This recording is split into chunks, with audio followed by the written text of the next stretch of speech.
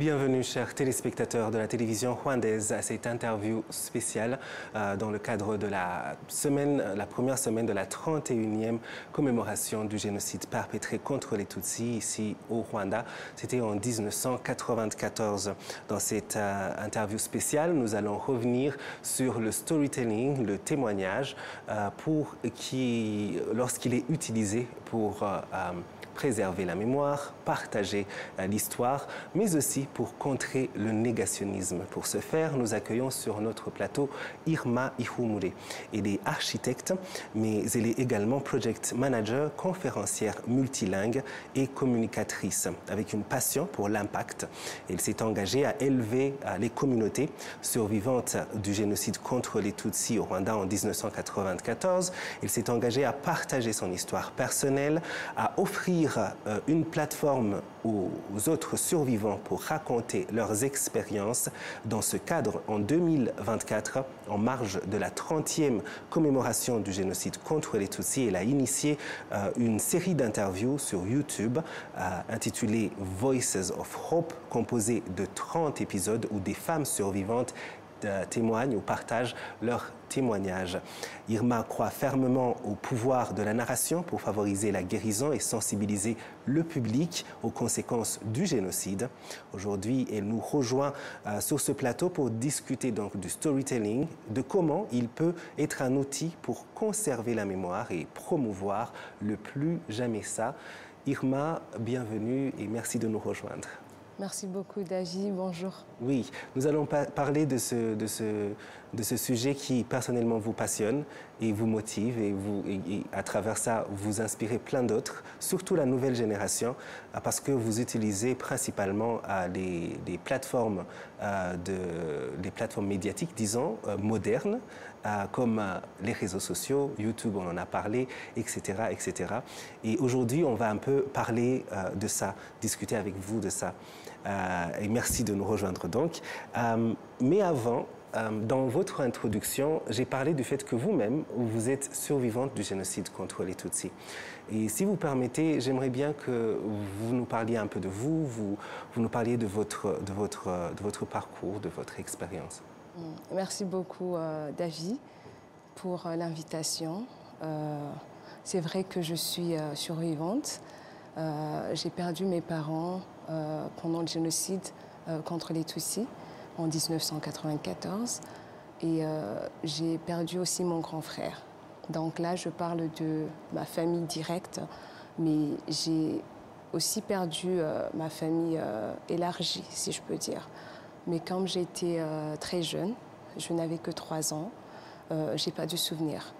Donc c'est vrai que tu grandis, tu n'as pas de souvenirs, mais c'est vraiment un vide immense et c'est des questions que tu te poses.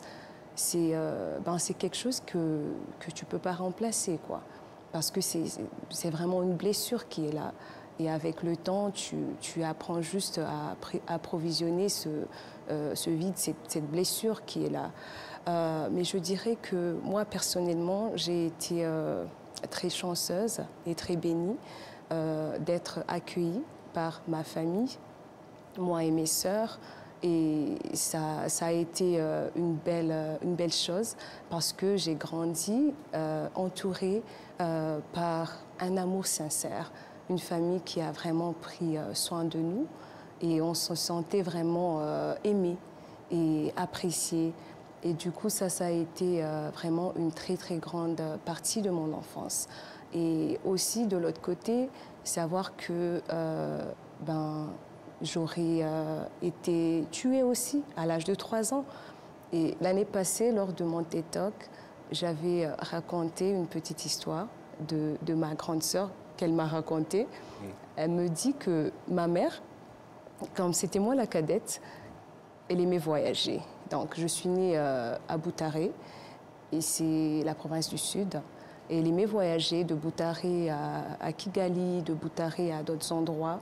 Et elle partait avec moi tout le temps. J'étais vraiment son sac à main, tu vois. Donc, la petite cadette, la chouchou de maman.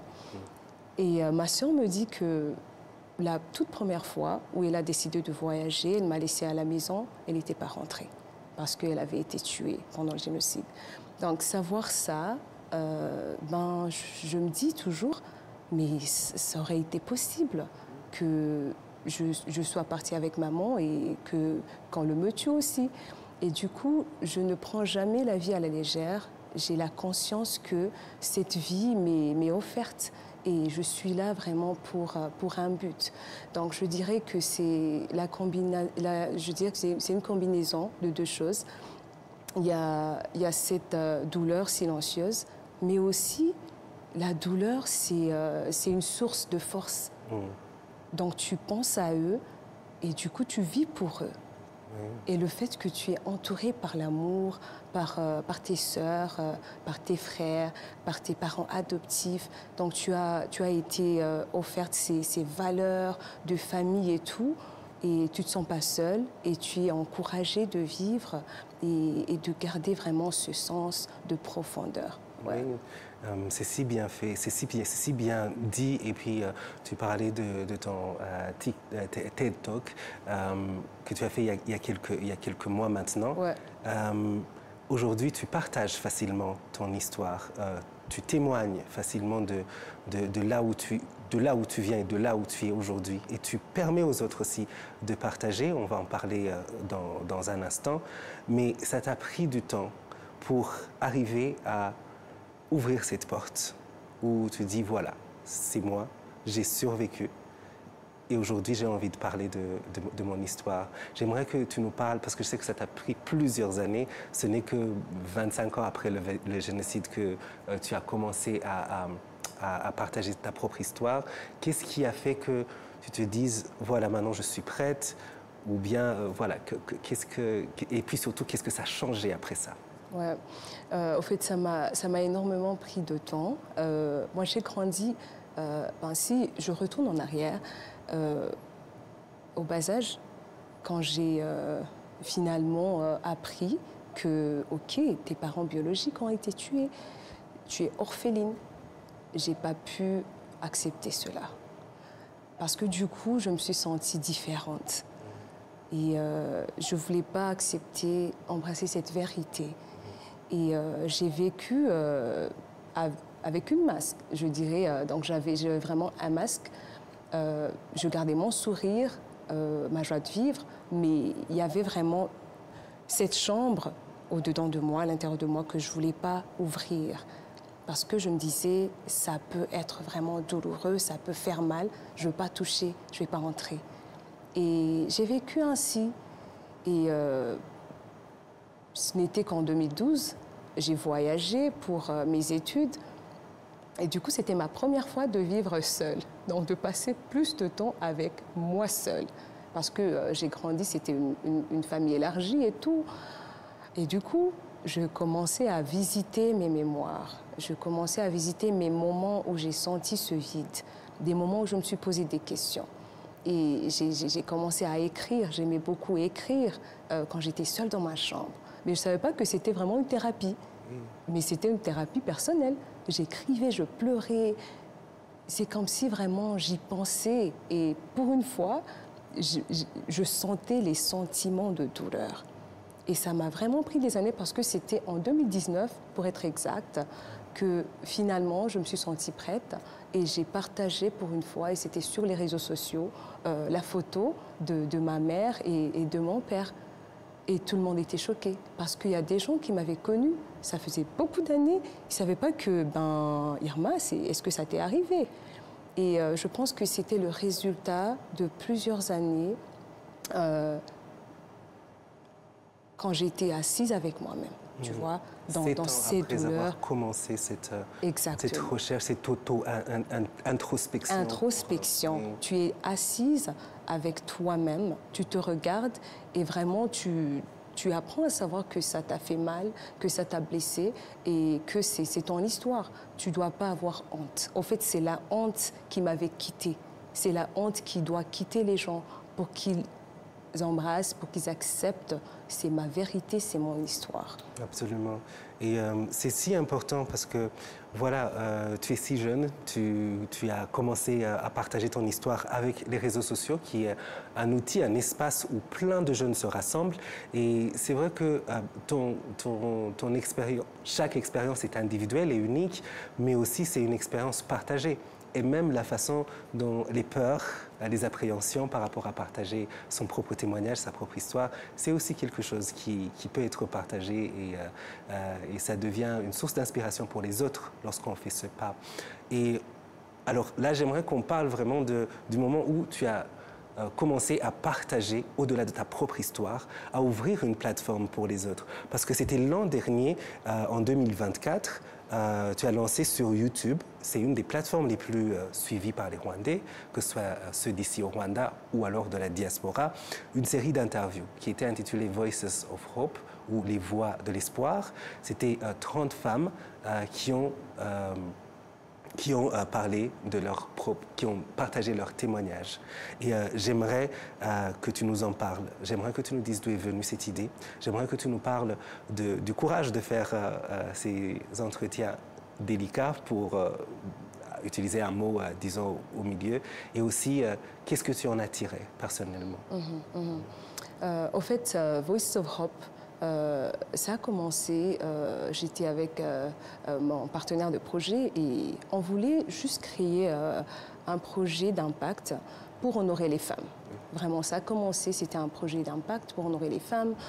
C'était une année assez significative pour notre pays. 30 ans après le génocide contre les Tutsis, 30 ans de libération. Et puis, on voulait vraiment faire juste un projet pour honorer les femmes. Et comme c'était déjà au mois de mars, et j'y avais pensé que, OK, le Kwibuka, le mois de commémoration, c'est bientôt. Je me dis que ça serait important quand même d'avoir parmi les 30 femmes, quelques femmes qui sont survivantes. En commençant, ce n'était pas vraiment les 30 femmes. On se disait 5 à 10 femmes, ça serait ça. Et puis on s'était dit, OK, d'accord. Et j'avais appelé quelqu'un, un ami qui travaillait avec Ibuka, oui. Et je lui ai dit, écoute, il y a ce projet et j'aimerais quand même que tu me recommandes, partage-moi les contacts, disons de 2 femmes qui sont prêtes à partager leur témoignage. M'avait partagé les contacts de 2 femmes. Je les avais invitées chez moi pour les interviews et elles avaient recommandé encore 2 autres femmes.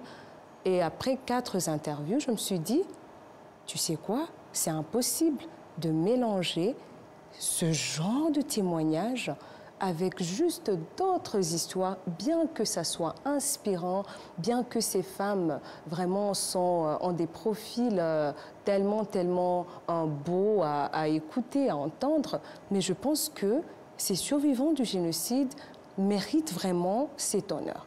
Et mon partenaire de projet avait vraiment adhéré à ça, et donc c'était ça, c'était parti. Et déjà, c'était pas évident, c'était pas facile parce que la confiance était nécessaire. Parce que moi, je parlais à une femme, c'était ma première fois de se rencontrer et je lui disais, écoute, le projet, c'est de vous parler à 30, donc j'ai besoin de 30 femmes et là, je suis juste à 5. Et puis elle me dit, OK, je vais te chercher 2. Elle me cherche 2, elle envoie les 2. OK, là, on est à 7. 23 femmes, j'en ai besoin. Et c'était une collaboration inimaginable. Parce que ce sont vraiment les femmes qui m'aidaient à trouver d'autres femmes. C'est vrai, et on dit souvent que l'espoir, c'est la positivité. L'espoir, ce sentiment d'espoir est contagieux. Et je pense que justement le nom Les Voix de l'Espoir, c'est bien trouvé parce que au-delà du fait que c'est des témoignages très douloureux, c'est des moments difficile à décrire, ouais. À quel point c'était ce que chaque femme a vécu était douloureux. C'est partagé avec plein d'autres personnes, plein d'autres Rwandais, plein d'autres survivants. Et à la fin, c'est un sentiment d'espoir qu'on garde. Et aussi, la façon dont ça a été fait, c'était avec beaucoup d'humanité. Et j'aimerais savoir comment, au-delà du cadre, de créer ce cadre, comment est-ce que l'expérience humaine, comment est-ce que tu as vécu, comment est-ce que vous avez vécu avec ces 30 femmes en tant que 31 femmes, donc comment est-ce que vous avez vécu cet échange d'expériences parce que vous êtes toutes survivantes et vous avez eu ce moment de partage de votre expérience?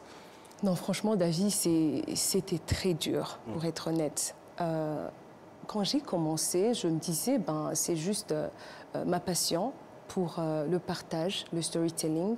Et vraiment, je me sentais capable. Mais tout au long du parcours, je me sentais incapable. C'était très douloureux, c'était des pleurs, des larmes chaudes, parce que, au fait, pour moi aussi, j'apprenais. C'était vraiment ma première fois d'écouter quelqu'un qui me dit « J'ai été violée par 33 hommes ». J'ai dit « Ok, pause. Tu as dit quoi ?» Donc, quelqu'un te parle d'une douleur que tu n'as jamais écoutée avant. Elle te dit « J'ai été violée par 33 hommes, on a tué ma famille entière, on m'a contacté le VIH. I'm like, comment est-ce que tu es là? Et en plus, tu es en train de me dire que malgré tout ça, je dis merci à notre pays, j'ai l'espoir, j'aimerais continuer de vivre. Mais c'était tellement, tellement douloureux. Et je pense que ce qui a fait Voices of Hope spécial, c'est parce que c'était vraiment humain contre humain. Je me suis assise, j'ai écouté, je me suis vraiment plongée dans leurs histoires. Franchement, parfois, c'était très, très dur parce qu'il y a des femmes qui avaient expérimenté des traumatismes quand on était en train de discuter, de parler. Et on était obligé d'arrêter la caméra pour un moment et vraiment prendre cette femme dans les bras. Tu vois, tout ça était très douloureux. Moi-même, personnellement, j'ai dû faire beaucoup de thérapie. Je nageais presque tous les jours.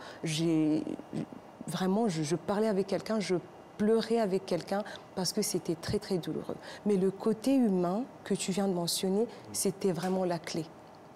C'est très vrai. Tu t'imagines que la majorité de ces femmes me disaient « c'est la première fois que je partage mon histoire ». J'ai dit « mais qu'est-ce que tu veux dire par là? Ça fait 30 ans. Tu me dis que pendant le génocide, tu avais 17 ans. Donc tu veux me dire que pendant 30 ans, tu n'as jamais parlé à quelqu'un ?» Et la femme me dit « mais oui ». Et les uns me disaient j'arrivais pas. Les autres me disaient, écoute, je me sentais pas à l'aise. Elle me disait, mais bizarrement, je me sens très à l'aise ici. Je sens comme si tu es ma fille. Je sens que vraiment l'environnement est sain pour moi de m'ouvrir et de partager. Et je pense que c'était vraiment la clé. Ouais. C'est ça la clé, absolument le partage, garder l'humanité. Parce qu'à la fin, c'est vrai qu'on aime parler de statistiques, on aime parler de mots qui peuvent sembler comme des mots lorsqu'on parle de survivre, de survivants, de résilience. Mais derrière ces mots, derrière ces contextes ou autres statistiques qu'on peut entendre, c'est surtout des êtres humains. C'est surtout des expériences humaines. Et pour ceux qui suivaient, c'était aussi des expériences humaines, parce que c'est des partages. Nous savons que pour ceux qui ont pu regarder cette série, on a été impactés d'une manière ou d'une autre. Il y a plusieurs jeunes qui ont pu s'ouvrir, notamment à l'écoute d'un témoignage. Est-ce que tu as eu des retours sur comment, je ne sais pas s'il y a une façon pour toi d'analyser un peu l'impact que cette série a eu sur l'audience? Je crois que l'impact était vraiment énorme. C'était surprenant. Surtout les jeunes donc la génération post-génocide. Donc les jeunes gens qui n'ont pas vécu cela, qui n'ont pas connu cela, c'était vraiment quelque chose qui leur avait ouvert les yeux. Et plusieurs me contactaient pour me dire « Irma, merci beaucoup parce qu'on apprend tellement ». Bien sûr, ils pleuraient beaucoup, c'était très douloureux, mais c'était un moment d'apprendre, c'était un moment de savoir que, au fait, ça s'est passé. Et c'était des humains, c'était des femmes, c'était vraiment quelque chose de réel. Donc je pense que le partage, le storytelling, c'est ça vraiment l'importance. Tu emmènes les gens à rentrer dans quelque chose qui s'est réellement passé. Tu emmènes des gens à sentir même. Donc tu transmets les émotions de ce qui s'était passé. Absolument. Ouais. Et alors, en tant que créatrice de contenu, notamment sur YouTube, comment perçois-tu le rôle de cette plateforme et des autres outils de communication modernes? Là, on va parler de toutes sortes de réseaux sociaux, il y en a de plus en plus maintenant, pour partager des témoignages, raconter l'histoire du génocide contre les Tutsis, et en particulier auprès des jeunes générations qui n'ont pas vécu cet épisode-là de l'histoire de notre pays. Parce que c'est quand même maintenant, il y a 31 ans, et donc c'est-à-dire qu'un jeune qui a 29 ans n'a pas vécu donc comment utiliser ces plateformes-là? Je pense qu'il y a deux choses très très importantes, notamment on en parlait de l'humanité, garder vraiment ce cœur de savoir que c'était des gens, c'était des individus, et aussi la dignité. Quand on parle d'une histoire comme le génocide contre les Tutsis, c'est vraiment une histoire sensible. Et ça doit être approché avec vraiment toute la sensibilité et la dignité et le respect. Donc tu en parles, mais garde vraiment dans ton cœur que c'est quelque chose de sensible qui doit être honoré, que ces gens soient honorés, que ces vies soient honorées. Alors le rôle des gens qui aimeraient partager, des journalistes, des créateurs de contenu, doivent vraiment garder ça en tête. Quand tu vas parler avec un survivant, premièrement, tu dois écouter. Tu crées l'espace, le plateforme, et tu écoutes.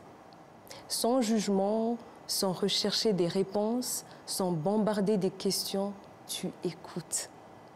Et après avoir écouté, tu peux échanger, mais ça doit vraiment se faire dans ce rythme. Parce que ce n'est pas juste une histoire normale. Ça inclut beaucoup de sentiments, beaucoup d'émotions. Donc tu dois vraiment respecter cela. Ouais. C'est si bien dit. Parce que c'est vrai que parfois, en tant que créateur de contenu ou même journaliste, on peut être à la recherche du soundbite, de cette partie intéressante. Exactement. Qui va attirer. Exactement. C'est pas l'occasion de faire ça. C'est pas l'occasion de faire ça.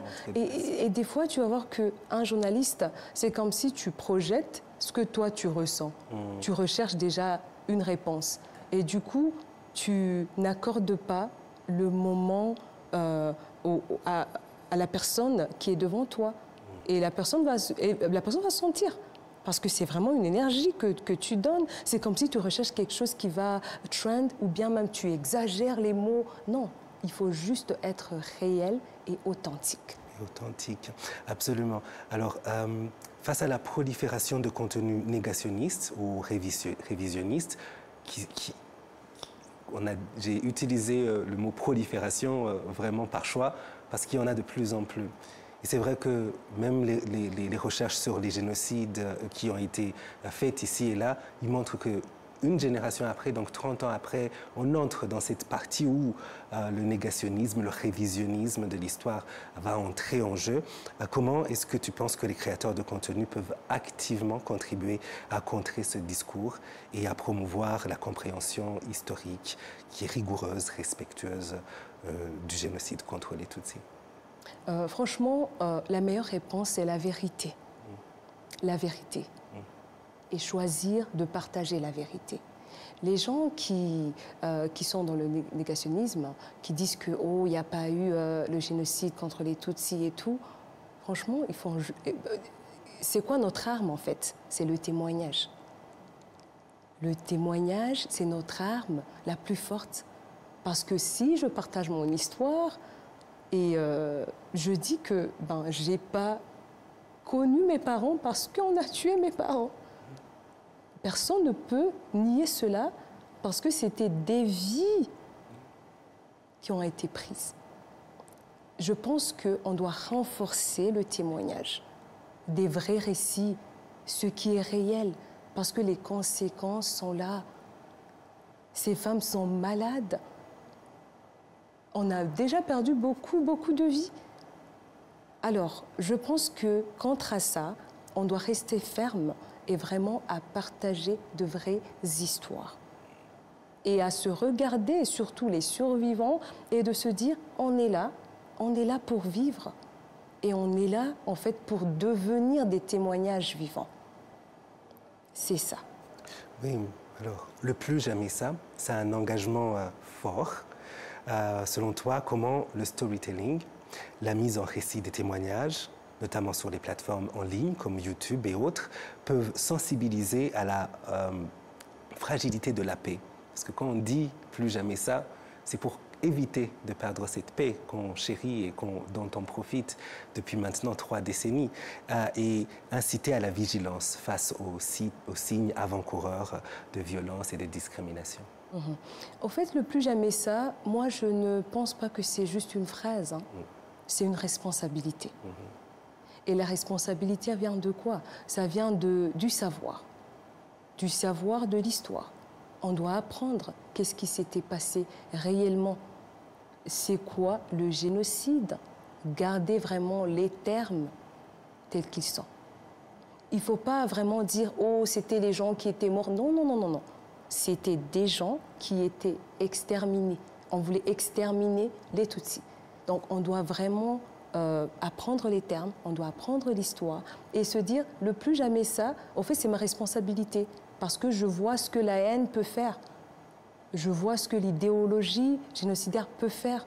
Je vois ce qui est arrivé à mon pays, à mes grands-parents, à mes arrière-parents. Et après ça, on se dit, en tant que jeune, on doit participer à cette paix. Et on doit se joindre à ce mouvement qui est notre responsabilité. Absolument, ouais. Oui. Alors, quel conseil pour les créateurs de contenu? Je pense que tu es un peu passé par la vérité et tout ça, mais pour s'engager dans la transmission de cette mémoire du génocide contre les Tutsis, en veillant à la sensibilité et à l'exactitude des faits. Je reviendrai sur le pouvoir du témoignage.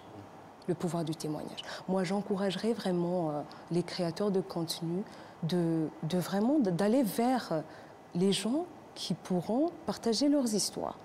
Parce qu'on ne va pas juste créer quelque chose en l'air. Alors qu'il y a des humains, il y a ces hommes et ces femmes qui sont passés par ça, qui ont vécu cela. Il faut vraiment avoir le courage d'aller vers eux et de leur juste donner une voix. Donne la voix à ces gens-là. Parce qu'ils sont là et pourquoi ne pas écouter, pourquoi ne pas préserver leur mémoire? Ouais. Oui, alors pour l'avenir, on est presque à la fin de cet entretien. Pour l'avenir, comment est-ce que tu imagines l'évolution du rôle des plateformes comme YouTube, comme TikTok, comme Instagram, toutes les plateformes modernes de communication dans la préservation de la mémoire, justement? Et surtout, ces plateformes sont toujours pas que locales. Elles s'adressent au public local, mais aussi international. Comment est-ce que tu vois le rôle justement que jouent ces plateformes évoluer dans le futur, dans les années à venir? Franchement, moi je vois que ces plateformes, c'est un grand outil. C'est vraiment un outil pour le partage et vraiment d'une façon pas seulement nationale mais internationale. Et c'est quoi notre rôle en tant que créateur de contenu? Le rôle, c'est de rester intentionnel à vraiment partager ce genre d'histoire avec beaucoup d'humanité, avec beaucoup de dignité. Et aussi, non seulement partager ces histoires, mais aussi partager tout ce qui va avec l'évolution des vies des survivants. Parce que moi, je me dis qu'on ne doit pas regarder les survivants comme des gens qui sont assez particuliers, bien qu'ils sont particuliers d'une manière ou d'une autre. Mais en fait, comment est-ce qu'on peut mettre plus de lumière dans tout ce qui est de positif qui va avec la mémoire, qui va avec le changement, qui va avec l'adaptation. Par exemple, hier, c'était une journée assez formidable et spéciale pour moi parce qu'on a inauguré une maison de l'une des mamans, de l'une des femmes qui étaient présentes sur Voices of Hope. Donc, j'avais eu l'occasion de visiter cette maman chez elle et j'avais remarqué que sa maison était vraiment en mauvais état. Et j'ai pu sensibiliser l'aide pour elle. Et franchement, si je te montre la transformation, c'est incroyable. Et ça fait quoi en fait? Ça montre à la survivante que, en fait, tu es là, mais ta vie n'est pas finie. Ta vie n'est pas finie. Tu peux encore revivre, tu peux encore poursuivre tes rêves. Même si tu as presque 60 ans, mais tu as quand même des années à vivre, des années à partager avec les autres. Et moi, ce que je vois quand tu me parles de ces plateformes, on doit en fait partager tout ça. Partageons. C'est quoi? Oui, elle est survivante. Oui, elle a tout perdu. Oui, elle a perdu toute sa famille. Mais qu'est-ce qu'elle est en train de faire de beau de sa vie? Sa vie comment continue. Exactement. Sa vie a un futur. Et aussi, comment est-ce qu'on peut contribuer à ça? C'est l'impact de la société. C'est le fait de se mettre ensemble. Cette solidarité, consolider la paix, comme notre pays nous apprend. Absolument. Voilà. Oui. C'est si bien dit. Et on parlait du cadre international de ces plateformes et de comment, en y partageant les histoires, de nos propres histoires, les histoires de résilience des survivants du génocide contre les Tutsis, on peut arriver à s'adresser au monde entier pour montrer, pour garder au fait ce que c'est que l'histoire, ce que c'est que ce qui s'est passé, la vraie réalité. Exactement. Donc, ne pas verser dans le Exactement. passer à côté, etc. Et aussi garder le côté humain à travers justement le témoignage, le storytelling et tout ça. C'est aussi le sujet de cet entretien que nous avons eu avec Irma Ihumure. Et Irma, si tu permets, avant de partir, j'aimerais qu'on puisse recevoir une étudiante. Parce qu'en parlant de plateforme internationale, le Rwanda, c'est aussi une plateforme internationale aujourd'hui. Et il y a beaucoup d'étudiants qui viennent étudier, qui viennent suivre, continuer leurs études. Je n'ai pas envie de répéter études et étudiants, mais vous comprenez ce que je veux dire, qui viennent étudier au Rwanda et qui, justement, apprennent de l'histoire du Rwanda et qui sont aujourd'hui en train de voir comment s'armer pour pouvoir continuer ce que vous avez commencé, ce que nous faisons en partageant les histoires de ce qui se passe, que ce soit au Rwanda ou ailleurs en Afrique. Et justement, il y a Elga Blessing, qui est une étudiante ici à Kigali. Elle vient du Gabon et elle a suivi cet entretien. Elle a suivi Voices of Hope et elle nous a communiqué qu'elle a des questions qu'elle aimerait pouvoir poser tout en restant dans le même thème qui est le storytelling et le témoignage en tant qu'outil pour préserver l'histoire, la mémoire et aussi contrer le négationnisme. Elga. Alors, bonsoir, je me prénomme Elga Blessing, étudiante en communication et je suis de nationalité gabonaise. Alors, j'ai préparé 2 questions pour vous. La première est la suivante. En tant que futur journaliste, comment puis-je utiliser le storytelling pour raconter des histoires sensibles, comme le génocide, tout en respectant l'éthique et l'émotion des témoins? Bon, c'est une belle question, mais je pense aussi que c'est une responsabilité.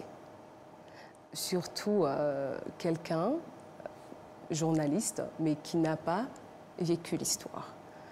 Donc c'est comme si vous veniez de l'extérieur pour apprendre et après avoir appris, vous aimeriez partager. Et comme je l'ai dit tout à l'heure, 2 choses très très importantes, l'humanité et la dignité. Donc, quand tu veux partager une histoire aussi sensible comme l'histoire du génocide contre les Tutsis, tu dois vraiment ne te regarde pas en tant que journaliste pour commencer, non. Tu es humaine et vraiment tu es assise devant quelqu'un, un humain, donc 2 humains, 2 individus qui vont parler.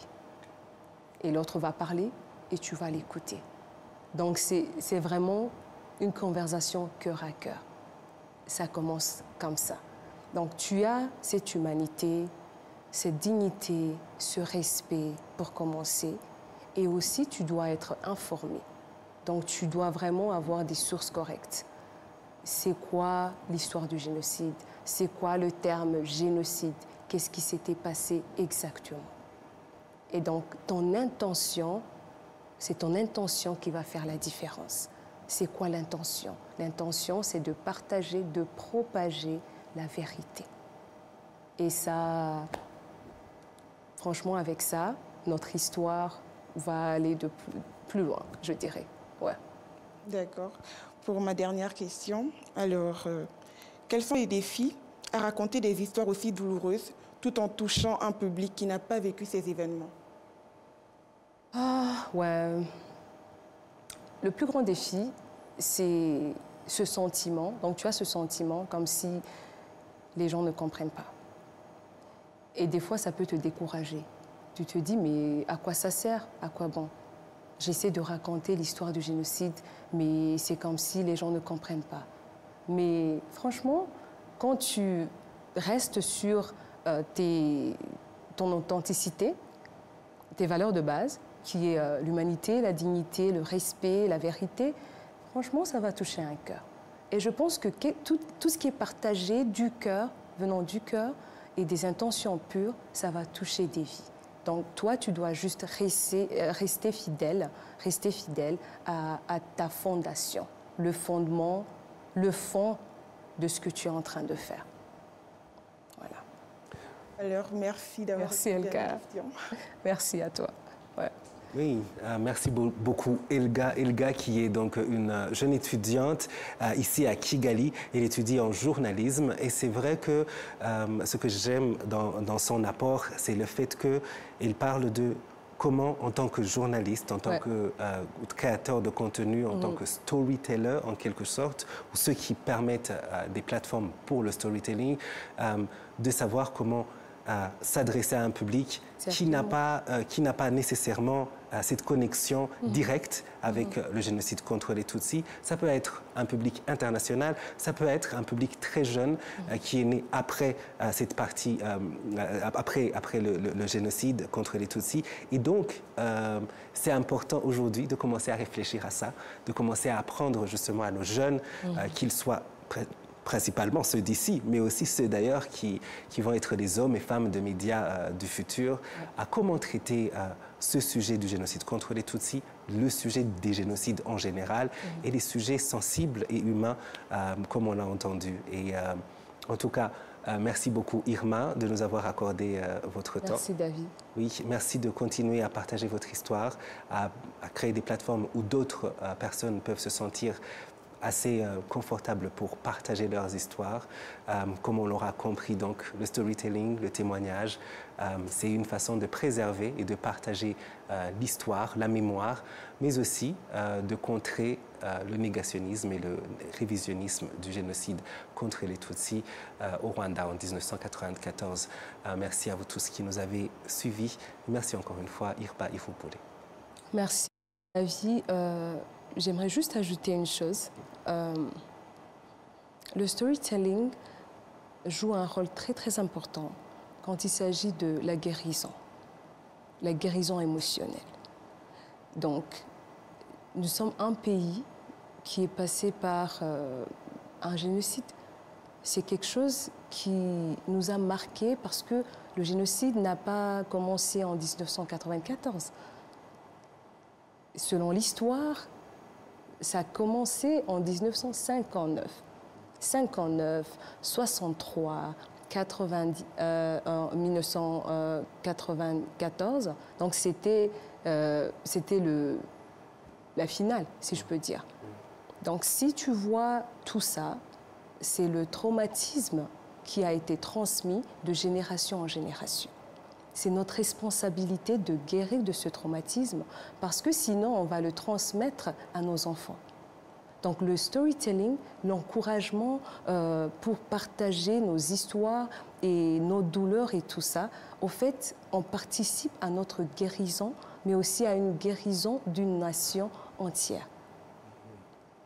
C'est un point si important que tu ajoutes, c'est vrai, parce qu'on s'était concentré, c'est vrai, sur le côté partage et préservation de la mémoire, contrer le négationnisme par le narratif qu'on entend ici et là, en utilisant la vérité, mais il y a aussi le côté, je reviens encore une fois, l'humain personnel qui est la guérison et qui est si importante. Exactement. Merci beaucoup, Irma. Merci, David. Merci à tous nos téléspectateurs et on reste sur Rwanda TV.